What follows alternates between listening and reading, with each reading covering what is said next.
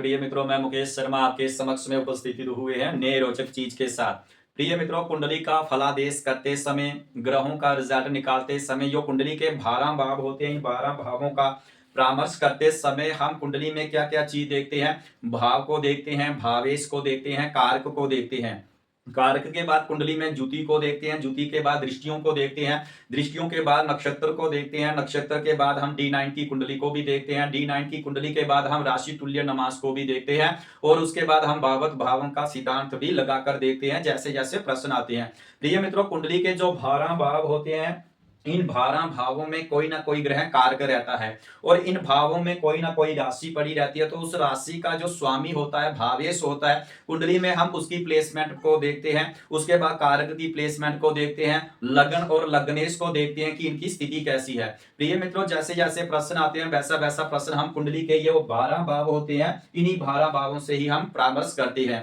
प्रिय मित्रों, बहुत सारे प्रश्न आते हैं कि हमारा विवाह कब होगा, तो विवाह के बारे में हम कहां से देखते हैं। आपकी जो लगन कुंडली रहती है, लगन कुंडली का जो सप्तम भाव होता है, सप्तम भाव से देखा जाता है। प्रिय मित्रों, सबकी कुंडली में पहला भाव, पहला घर, पहला हाउस जो होता है, ये सबकी कुंडली में यही रहेगा। पहला भाव हो गया लगन हो गया, द्वितीय भाव हो गया, तृतीय भाव, चतुर्थ भाव, पंचम भाव, षष्ठम भाव, सप्तम भाव, अष्टम भाव, नवम भाव, दसम भाव, एकादश भाव और कुंडली का द्वादश भाव। ये कुंडली के 12 भाव होते हैं। 12 भावों में 12 राशियां रहती हैं, कोई ना कोई राशि आपकी लगन कुंडली में होगी, वही आपकी राशि जो लगन कुंडली बन जाएगी।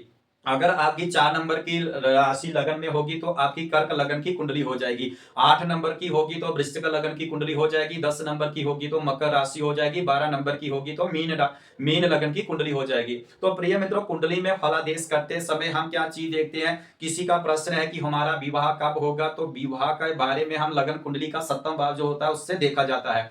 किसी का प्रश्न है कि हमारा विदेश जाने का योग कब बनता है या विदेश जाने का योग कुंडली में बन रहा है, तो हम कुंडली का जो द्वादश भाव होता है उस द्वादश भाव से देखा जाता है। किसी का प्रश्न है कि हमारा धन कब आएगा, हमारे पास धन कब आएगा, तो धन के लिए हम कुंडली का द्वितीय भाव से देखेंगे।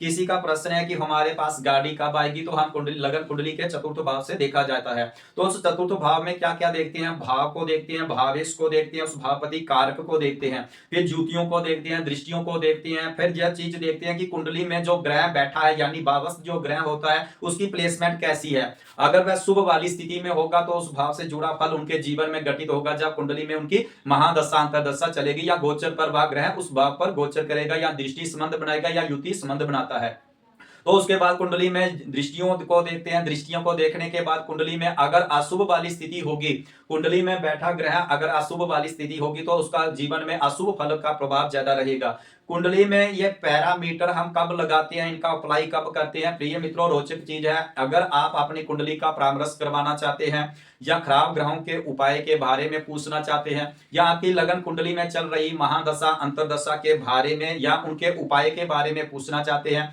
जब कुंडली में बने दुर्योगों के बारे में पूछना चाहते हैं, तो आप हमारे नंबर पर हमें कॉल करके पूछ सकते हैं या हमारे व्हाट्सएप नंबर पर आप मैसेज करके पूछ सकते हैं। प्रिय मित्रों, कुंडली में कुछ अच्छे योग बनते हैं जो व्यक्ति के जीवन को अच्छा बनाते हैं। कुछ कुंडली में ऐसे दुर्योग बनते हैं जो व्यक्ति को कई प्रकार की समस्या उत्पन्न करते हैं, जीवन में संघर्ष ज्यादा करवाते हैं, कार्य बिजनेस में हानि करवाते हैं, कई प्रकार के ऐसे कष्ट आ जाते हैं, व्यक्ति को कर्ज बन जाता है, व्यक्ति कई प्रकार की समस्याओं का जूझना पड़ता है। तो ये सब कारण कैसे बनता है कुंडली में। प्रिय मित्रों, अगर आपकी लगन कुंडली में राहु या मंगल की ज्योति हो जाती है तो यह सबसे खराब योग माना जाता है। यह योग अंगारक योग बनता है, तो यह जीवन में कई प्रकार के गुस्सा, क्रोध, कई प्रकार के बिजनेस में हानि करवाता है।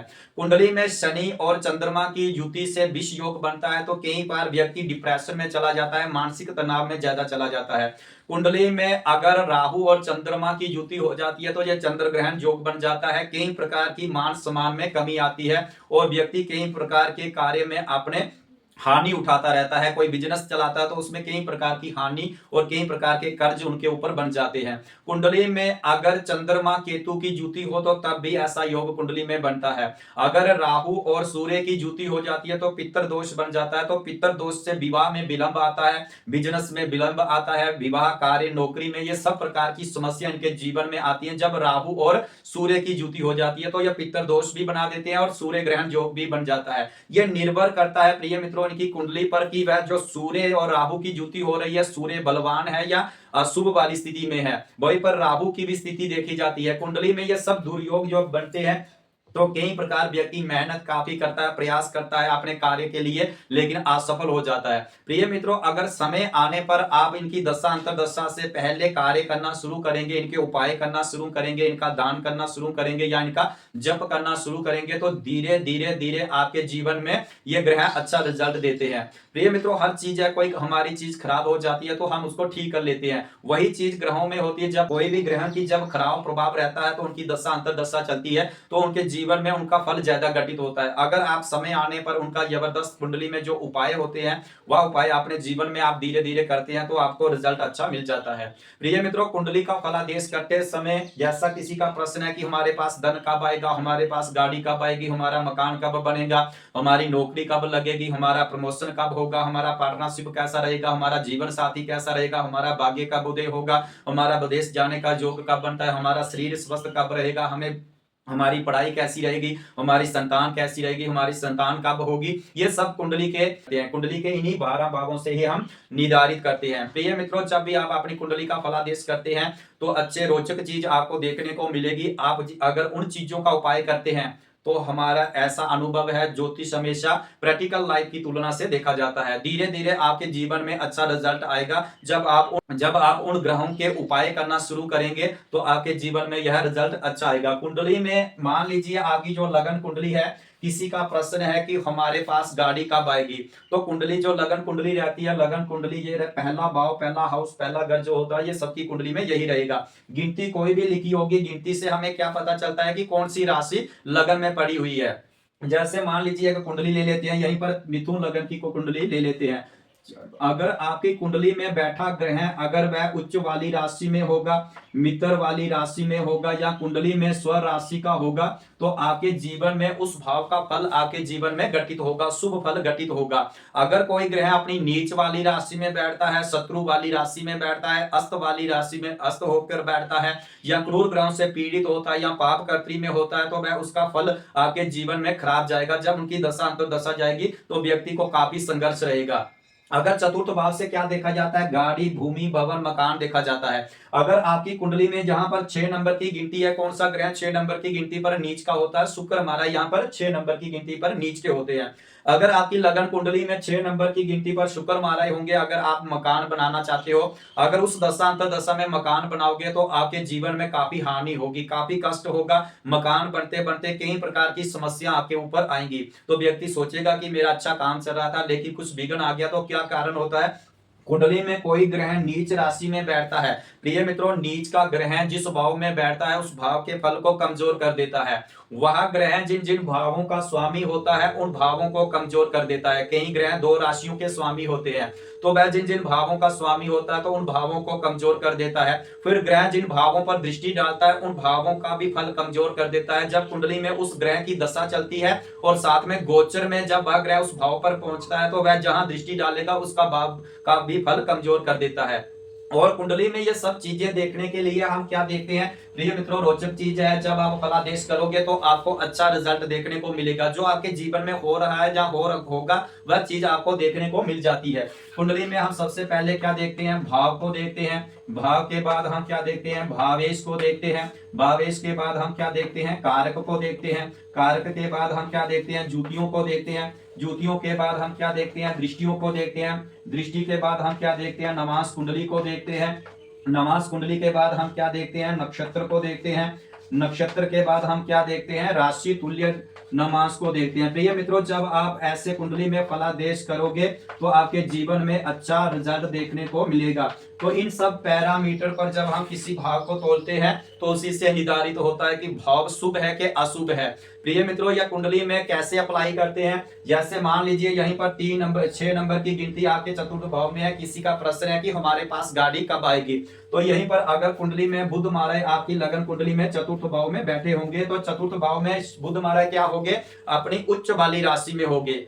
अगर कोई ग्रह उच्च वाला होता है तो वह अपने उस जीवन से उस भाव का जुड़ा फल उनके जीवन में अच्छा घटित होगा। जब उनकी दशा अंतर दशा चलती है तो बेहतरीन फल उनके जीवन में घटित होता है। अब बुध महाराज यहाँ पर 6 नंबर की गिनती पर क्या हो गए हैं, उच्च राशि पर आ गए हैं। बुध महाराज यहाँ लगन के स्वामी है तो लगन का भी फल इनके जीवन में अच्छा घटित होगा। बुध महाराज यहाँ पर 6 नंबर की गिनती पर है तो ये भद्र नाम का राजयोग बना देगा। यानी ऐसे व्यक्ति की कुशाग्र बुद्धि होती है, अच्छी वाणी होती है, बुद्धि तीव्र बुद्धि होती है और बिजनेस का कारक बुध मारा है। तो ऐसे व्यक्ति के कुंडली में अगर बुध मारे आपके केंद्र में 6 नंबर की गिनती पर या 3 नंबर की गिनती पर होते हैं तो वह भद्र नाम का राजयोग बना देते हैं। ऐसा योग व्यक्ति के जीवन में मान सम्मान पद प्रतिष्ठा ऊंचाइयों तक जाने का कारण ये कुंडली में बुध महाराज बनाएंगे। अगर क्रूर ग्रहों की दृष्टि में होंगे या पाप कर्त्री में होगा बुध महाराज तो आपके जीवन में फल तो घटित होगा, लेकिन वह फल जो भद्र नाम का राजयोग देगा वैसा फल आपके जीवन में घटित नहीं होगा।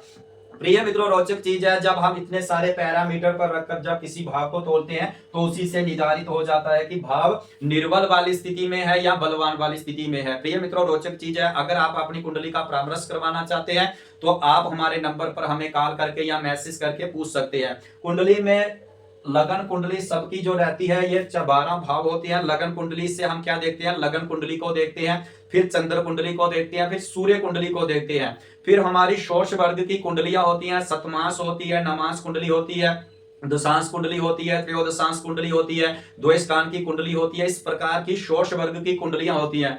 जैसा जैसा प्रश्न होता है प्रिय मित्रों उस लगन कुंडली से देखा जाता है। फिर उनकी कुंडली में अगर किसी का विवाह का प्रश्न है तो आपकी लगन कुंडली में सप्तम भाव को देखेंगे, सप्तम भाव के साथ साथ नवांश कुंडली को देखेंगे। उनकी नवांश कुंडली में मित्रता है या शत्रुता है, क्या है, ये सब चीज हम नवांश कुंडली को देखते हैं। किसी का प्रश्न है कि हमारी नौकरी कब लगेगी तो आपकी लगन कुंडली का जो 10वां भाव होता है तो 10वां भाव नौकरी का होता है, प्रमोशन का होता है, राजनीतियों का होता है, मान सम्मान पद प्रतिष्ठा का होता है। तो आपकी जो लगन कुंडली है लगन कुंडली का 10वां भाव से देखेंगे और आपकी दशांश कुंडली को भी देखेंगे, उसमें ग्रहों की प्लेसमेंट कैसी है। कोई ग्रह वर्गोत्तम हो जाता है तो वह सबसे अच्छा शुभ फल उनके जीवन में घटित करता है। जैसे मान लीजिए यहीं पर अगर कर्क राशि है तो चंद्रमा बैठे हुए हैं आपकी लगन कुंडली के 10वें भाव में। अगर आपकी दशांश कुंडली में भी चंद्रमा 4 नंबर की गिनती पर होंगे तो वह ग्रह वर्गोत्तम हो जाता है, अच्छा फल घटित करता है। जीवन में जब दशा अंतर दशा चलेगी तो उनके जीवन में नौकरी भी लग सकती है, नौकरी लगी होगी तो प्रमोशन होना देखेंगे। अगर वह बिजनेस का करता है या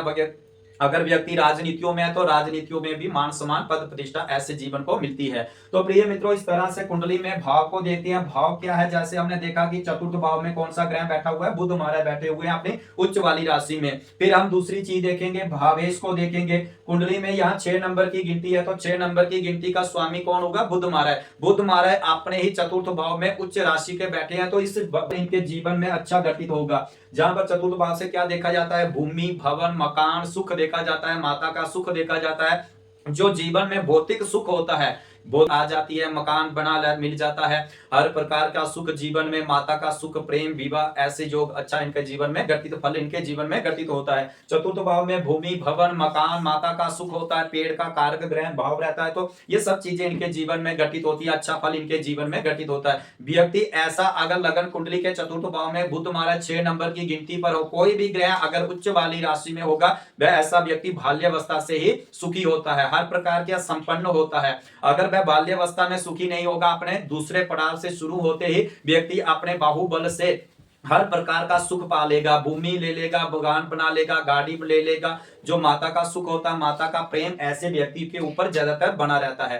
प्रिय मित्रों कुंडली में उसके बाद कारक को देखते हैं। कारक कुंडली में लगन का कारक कौन रहता है, सूर्य रहता है। द्वितीय भाव का कारक बृहस्पति मारे जाते हैं, तीसरे भाव का मंगल शनि मान लीजिए, चौथे भाव का कारक चंद्र और बुध मारे होते हैं, पंचम भाव के बृहस्पति, छठे भाव के मंगल शनि और सप्तम भाव के स्त्रियों के लिए बृहस्पति मारे होते हैं और पुरुषों के लिए शुक्र मारे होते हैं, अष्टम भाव के शनि मारे कारक रहते हैं। इस तरह से कुंडली के जो 12 भाव होते हैं ये 12 भावों में कोई ना कोई कारक ग्रह कारक रहता है। तो प्रिय मित्रों अब अगली वीडियो में हम जानेंगे कि इन सूत्रों का प्रयोग कैसे करते हैं, कुंडली में इनका अप्लाई करके कैसे निर्धारित करते हैं कि भाव शुभ है कि अशुभ है, निर्बल है या बलवान है। तो प्रिय मित्रों अब इस वीडियो को आप लाइक करें, शेयर करें और हमारे YouTube चैनल को सब्सक्राइब जरूर करें। प्रिय मित्रों कुंडली में 12 राशियां होती हैं, 12 राशियों के स्वामी होते हैं, राशियों का स्वभाव होता है, कौन सी राशि किस स्वभाव की होती है यह चीज देखते हैं। फिर राशियों के तत्व होते हैं, कौन सी राशि किस तत्व की है, ग्रहों को देखते हैं, ग्रहों का स्वभाव को जानते हैं, ग्रहों के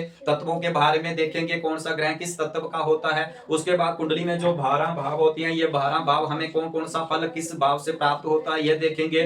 नक्षत्र को देखेंगे। प्रिय मित्रों, कुंडली में सबसे ज्यादा अधिक फल नक्षत्र का मिलता है। जैसे आप देख रहे हैं कि कुंडली में चतुर्थ भाव में बुध महाराज बैठे हुए हैं। बुध महाराज किस राशि पर है? 6 नंबर की राशि पर। तो 6 नंबर यानी कन्या राशि का जो नक्षत्र होता है, ऐसा मान लीजिए आप, मान लीजिए नक्षत्र का जो फल होता है व्यक्ति के जीवन में सबसे ज्यादा घटित होता है। प्रिय मित्रों, जैसे यहाँ पर देखिए कि बुध महाराज बैठे हुए हैं। मान लीजिए बुध महाराज आपके कृतिका नक्षत्र में बैठे हुए हैं। कृतिका नक्षत्र का स्वामी कौन होता है? सूर्य होते हैं। कुंडली में सूर्य ग्रह होते हैं। तो आपकी लगन कुंडली में सूर्य जिस भाव में बैठेंगे, अगर वह अपनी नीच वाली राशि में होंगे, कमजोर वाली स्थिति में होंगे, क्रूर ग्रहों से पीड़ित होंगे, अगर सूर्य आपकी लगन कुंडली में नीच राशि में होंगे या निर्बल वाली स्थिति में होंगे, कमजोर वाली स्थिति होंगे, तो जब कुंडली में बुध की दशा चलेगी तो बुध अपना परिणाम सूर्य का ज्यादा देगा अपनी दशांतर दशा में। कोई ग्रह जिसके नक्षत्र में बैठता है, उस नक्षत्र का लार्ड जिस भाव में बैठता है, उसका भाव, उस भाव का फल उनके जीवन में सबसे ज्यादा घटित होता है। तो प्रिय मित्रों, कुंडली में नक्षत्र का फलादेश के बिना हमें कुंडली का फलादेश नहीं करना चाहिए। नक्षत्र जो होता है, ये कुंडली जो भाव देख रहे हैं, राशियां, अंश, कला, कला, ये सब नक्षत्र के समूह से निकल कर आते हैं। कुंडली का नक्षत्र बेस होता है। नक्षत्र के बिना हमने कुंडली का फलादेश नहीं करना चाहिए। तो उसके बाद अंश, कला, कला, उनका फल कब घटित होता है कुंडली में, यह चीज हम देखेंगे अगली वीडियो में। प्रिय मित्रों, अगर आपको वीडियो अच्छी लगी होगी, आप इस वीडियो को लाइक और शेयर जरूर करें।